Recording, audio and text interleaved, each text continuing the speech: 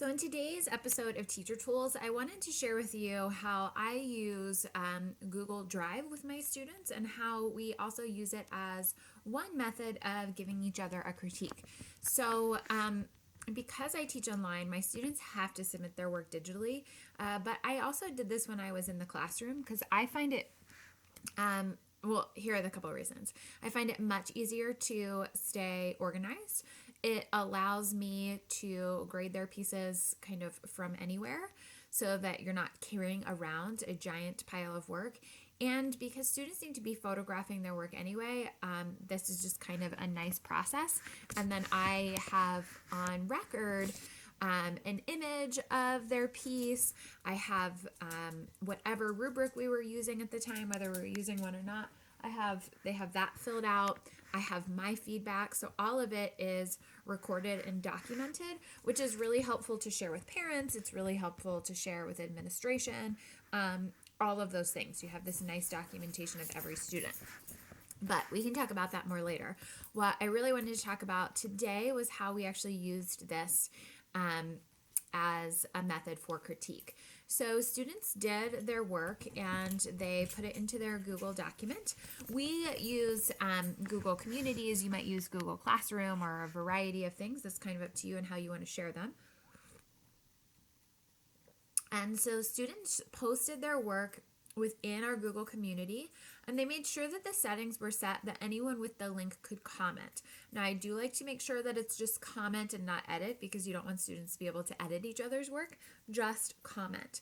And then what students had to do was pick at least 2 classmates to go into their work and apply the tag critique method. If you're not familiar with tag, the idea is you tell the person something, you ask them something, and then you give them something. So what happens over here is we can actually start a conversation. So this student looked at the work and went ahead and gave them really helpful feedback. And then what I really love about this is one, students feel more comfortable because it's on their own time. So they can take the time to really look at the work, really process, think about what they want to say, as opposed to maybe when you're doing this live in the classroom, there tends to be more engagement. And then the artist, so this is the student that actually made the work, they came back and gave some response to them. So I can go in here and see the whole conversation, and I can join the conversation as well if I want to. So you can see I was kind of making comments, they're making comments back to me. And the other continually great thing about this is all saved. So this becomes a really great living document of here, these are questions that I asked the student to respond to. Some of this was also to help because I knew we were doing this critique method where they ask one question that they still have. I often have them do that, and then I will make sure that I answer that for them. What's one specific thing they want feedback on? So that can help guide their classmates if they're feeling a little bit unsure about what to talk about. But it's a really, really powerful tool. Both for students just to be able to interact with each other, but also as a documentation. So now we have documentation of the work. We have documentation of the conversation about the work, the type of feedback and responses that the student got.